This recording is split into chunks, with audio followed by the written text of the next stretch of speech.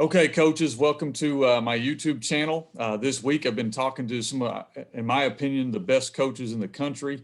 I'm not from Arkansas, but just in the 10 years I've been coaching here, I've seen some of the best football, some of the most innovative parts of football in the country. And so I wanted to bring on who I thought were some of the best coaches in the state. Really excited today to have Coach James on here. Right now he's at Bryant. He's got a career. I'll let him kind of go through his background, but been successful about every stop. You know, a guy that you can usually tell how a coach is done by the fact that everywhere he's gone, they've made tremendous strides. And then now, of course, he's doing extremely well at the 7A level, and year in, year out is always near the top. But for those who may not know you, Coach, that are maybe not from outside the state, just a quick bio on your career, and then we'll get into just a couple questions.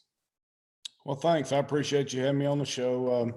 I started this venture in 1987, so I'm a guy that's been doing it for a while. I'm a guy that started in junior high. I wasn't one of those guys that got to be a high school coach right off the bat. I was in junior high for 6 years, 3 years as assistant coach, and then 3 years as a head coach. And then I got to moved up with a class that didn't win a game in junior high.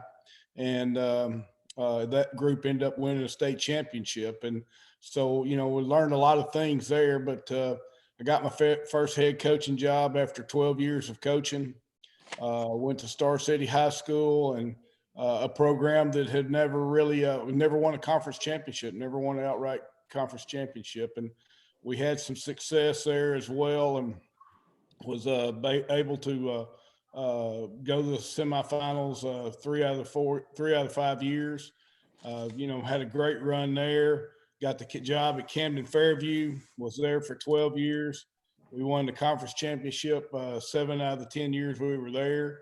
We went to 4 state championship games, only won one of them, so I know what it feels like to lose them as much as I do know how to win them. And then I went back and moved again and went back to being an assistant coach at Little Rock Christian for 2 years. Really, I thought helped jumpstart that program, and really got to do some things and reflect. And I thought I was going to retire, or I did retire, and I thought that's what I was going to do and just sort of finish out and let my kids grow up and do their thing. And then the job came open at Bryant, and I've been here for 5 years. School that never been to the second round of playoffs by getting there. And we've been to 5 semifinal games, and we've won 3 state championships. So, I've been blessed in many ways. I've always taken jobs that are rebuilding jobs, or jobs that were a little bit short, not getting there really exactly the way that everybody probably expected them to be. So I never had rebuilds. They were always in decent shape. They were always winning some games, but we were always able to take them over the hump and be able to do some things that get them to championship games. And, I've been blessed in many ways. Like I said, I don't think it's because I'm smart. I think it's because we work hard, we do things right, and we try to treat kids the right way, and we get them to work extremely hard. Yeah, and you're a humble guy, Coach. I'll brag for you. You guys may not know, Coach. That's 3 different programs, and then you were an integral part of Little Rock Christian, which is now becoming a power, kind of starting to rise up too. So in my mind, that's 4 different programs you took. And I've always said, and I feel the same, taking a team that's not very good and making them average, that's hard to do, but it's been done often. But when you go from average to great, that's really hard. And then you, and now at Bryant, have gone from great and you're maintaining. And I think that's the ultimate. When you get to where you're great year in, year out, that's the hardest things to do. So you talked about it. Hard work is obviously going to be near the top of that. I would hope a lot of guys in our profession work hard. So what are some other things that you guys are doing, or you've learned along the way that, hey, if you want to be an elite program, these are things you need to do every single year if you want to stay where you are or get better? Well, really, Coach, where we've really set our platform on has been the weight room. I think everywhere we've been, when I got there, the weight room was insufficient. It wasn't utilized to I think the best that it could be.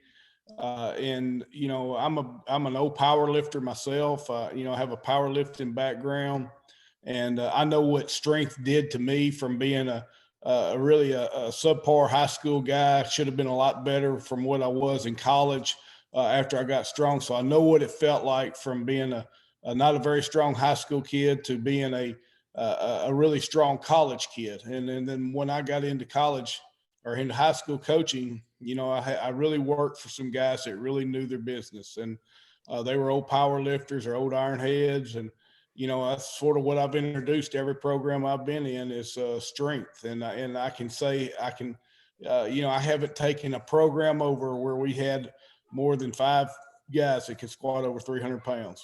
And, we haven't played in a championship game where we hadn't had our entire offense and defense line over 400 pounds. So I think strength is the key to success. And in high school athletics, if you look at golf, you look at tennis, you look at baseball. I mean, they don't even want to count the records in baseball during the steroid era. Strength wins, and the bigger, stronger guy has a chance to win. And I think if you can get that part accomplished, then the X and O's takes care of themselves. I think everybody has a chance to find schemes and find offenses and defenses that allow them to be successful by choosing what they can do, for their kids. But I think what the best thing you can do for them is get them in the weight room. It teaches discipline. It teaches confidence. It teaches kids to be able to do things they didn't normally think they could do. And, being a confident young man, being a strong young man, being a guy that's worked hard and put in his dues generally gives that kid a chance to be successful. Yeah, and I'm 100% behind him. But I don't look it, but I'm a huge fan of the weight room as well. And I've seen in some of the programs I've been how that's worked. And you hit on a few things in the weight room. Obviously, strength does matter. I mean, it's football. You have to be strong, be physical. But you talked about the discipline and the confidence. So if you don't mind, just kind of elaborate a little bit, talk a little bit more about the parts of the weight room that carry over into the field, not just getting stronger. That's important, but the other parts of it, because to me, when I watch your teams play, there's a confidence and a mental toughness they have. And do you think that comes from the weight room, or are there other things you're adding into that? Well, I think the weight room is a big component. And I really feel like, Coach, that, you can pick up all your disciplines that you need in the weight room. If it's how you rack the bar, how you rack your weights, how you clean the weight room up before you start or after you finish, those are things that I think are important. And discipline in the lifts, getting your depth, full range of motion, counting every rep, but, counting your partner's reps, making sure that everybody does what they're supposed to do without anybody having to say a word. And I think those are things that are overlooked. And I think coaches a lot of times will send, the team in there in the weight room and one guy's in there watching them. And, really, I think you've got to have all your coaches bought into it. I think all of them, we got to understand the importance of it. I think it's just as important as the X and O's of football as it is anything else you do. We buy into it so much that, I listened to the great John McDonald speak one time, and he said, the track coach at Arkansas won on so many national championships. He said every good coach or every great coach has got to have a line that he's not going to cross. And I tell our kids, one thing we're not going to do is skip the weight room. We're in the weight room 5 days a week. We lift on game day. We lift on JV game day. We lift Monday through Friday. We do it every day during the school year. We're going to be in the weight room really about 46, 47 weeks a year. And, our workouts don't last very long. They're usually about 30 to 40 minutes tops. And sometimes under 30 minutes, but I would say 30 to 40 minutes tops. That's from getting in there to leaving. And we're going to do it 5 days a week. We're going to do it year round. They're going to do it from the time they're in the 7th grade until they're seniors in high school. And, the kids buy into it. It's not that at the beginning of every program I've been to, it's been sort of a tough gig for some of them to understand that grind. But after a year or two, they're all bought into it. And, it's the same thing everywhere I've been. And, we think it's important to be strong, but also to be functionally strong. And in other words, not just being a big bencher, not just being a big squatter, or just being a big power cleaner, but being able to move with strength. And I think that's the key to a lot of people. Maybe miss on is that they just want to be big benchers or big squatters. And, we really tell our kids, it don't matter how much you bench. It matters to me how much you squat, how much you power clean, how much you deadlift, how much you can do off the floor, how you move with the weight. And we find different ways to be able to do that. And, really that's just sort of the thing that's I've really hung my hat on. I think that's something that young coaches sometimes miss out on because they want to do more in the throwing and passing department. And I'm telling you, when you can take 30 minutes out of your day to do it, it's going to make the game change for those kids. And I think that's the thing that we've hung our hat on. Good. No, I'm a huge believer in away from, Coach. I love hearing you talk about it. Let's talk a little bit about, you've been at this for a while. You've been in a lot of different schools. You've been in a lot of different places. How has the game changed? How have kids changed? How have you changed to meet those needs of the kids, or have they not changed very much? Well, it's changed a lot. When I first started coaching, everybody ran the slide eye or the wing tee. There was really nothing else.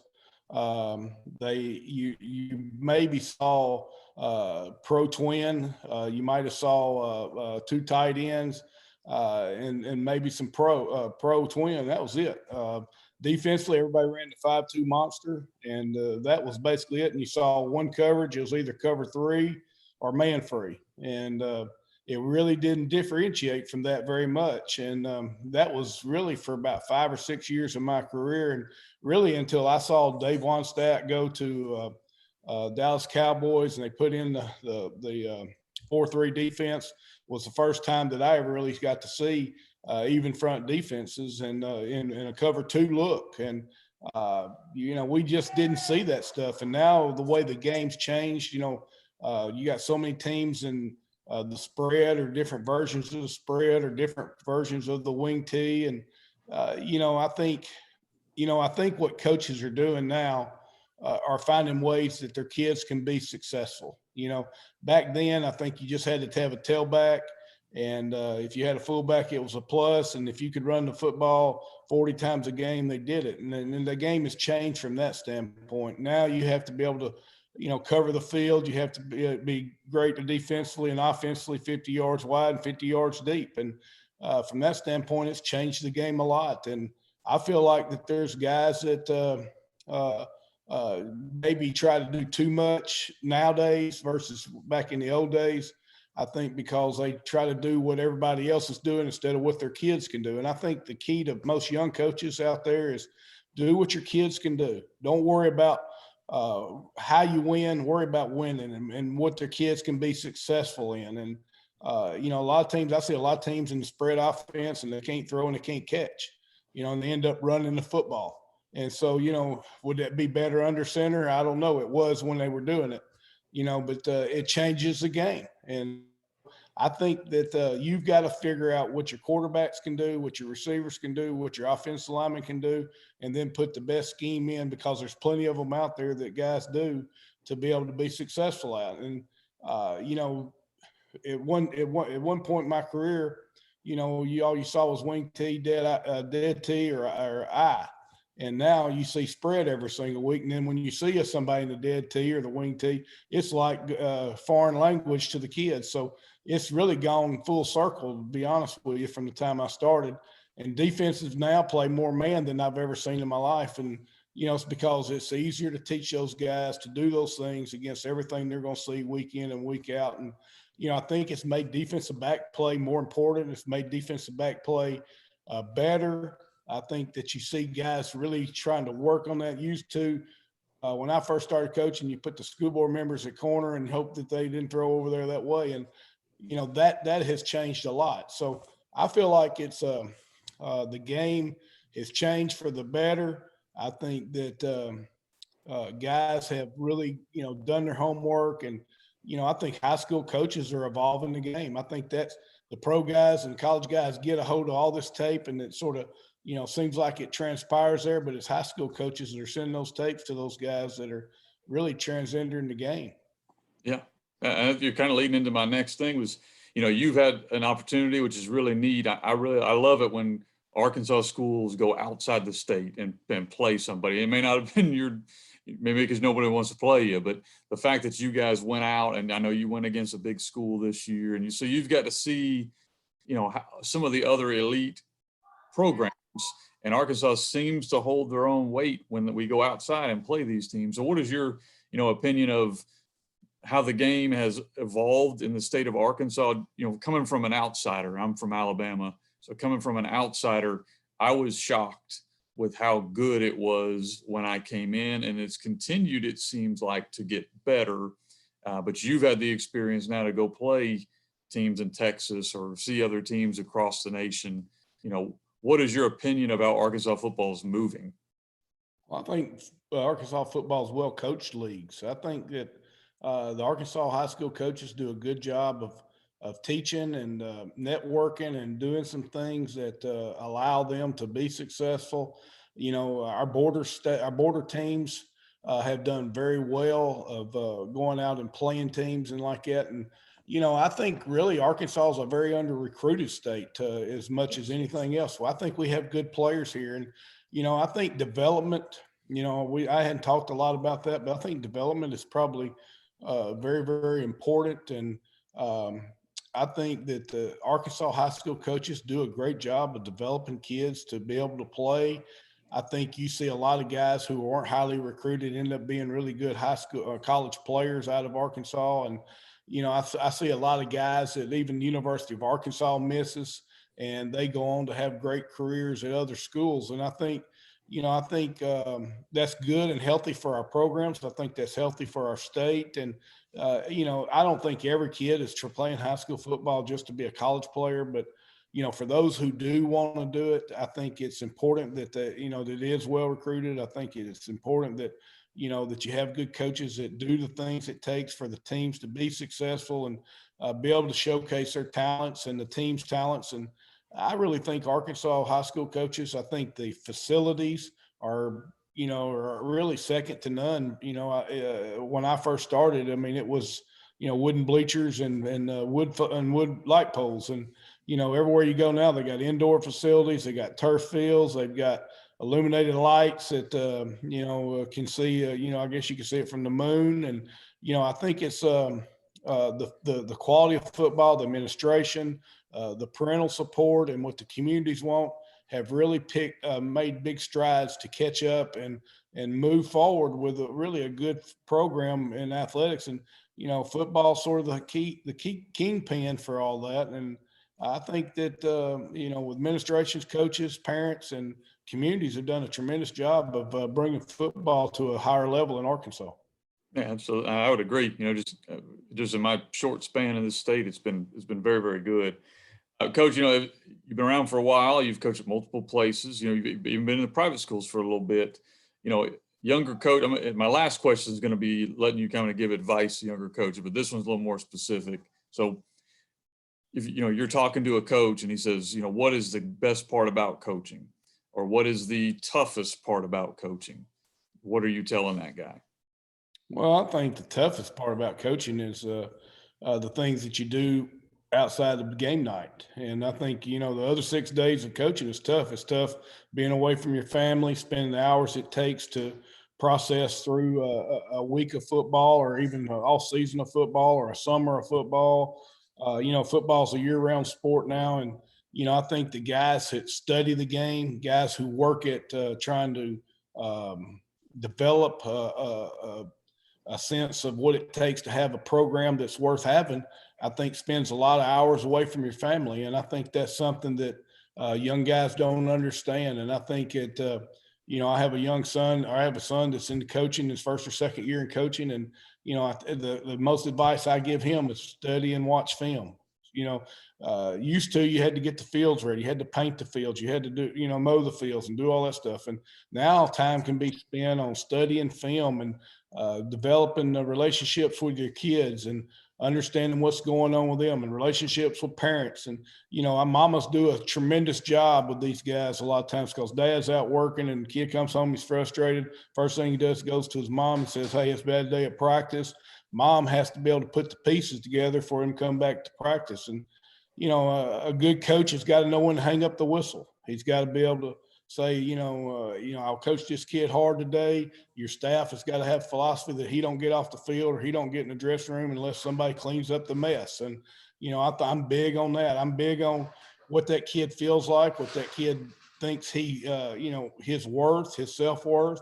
And I think every kid is important. And that's why I say, every year we have guys who never start in junior high, end up being all conference or even college football players that weren't vital or important players in the junior high program.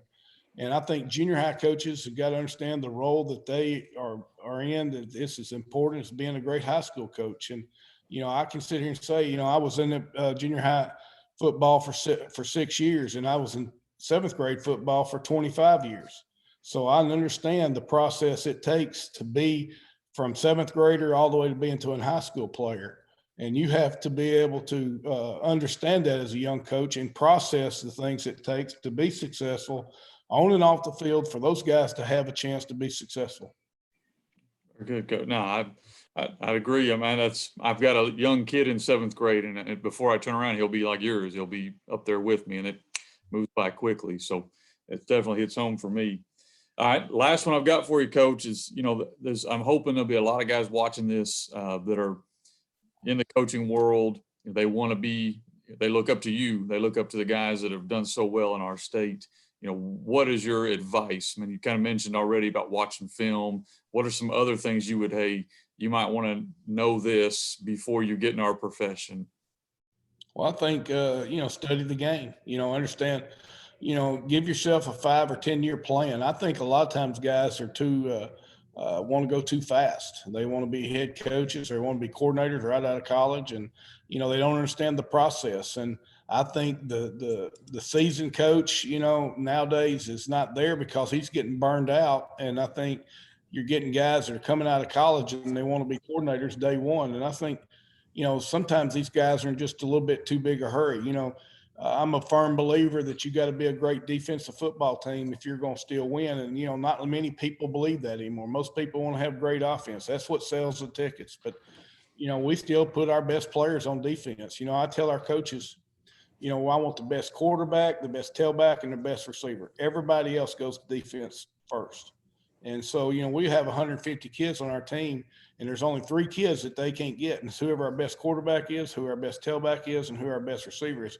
The rest of them, defense gets first shot at.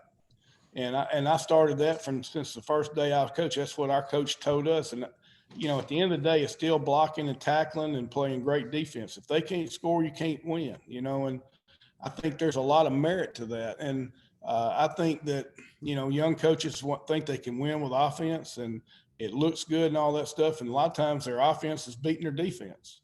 And, I think the key to being a good football team, being a good football coach is being really good in all 3 phases of the game. Special teams, offense, and defense are the key to being able to do it. And it still comes down to blocking and tackling.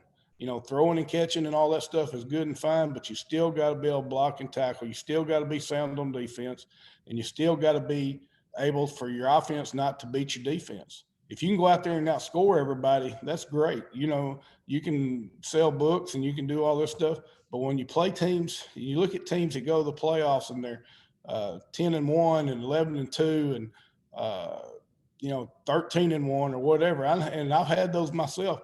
It's because when they got in the game that was big, they couldn't stop the people that they were playing, or they couldn't score on the people they were playing.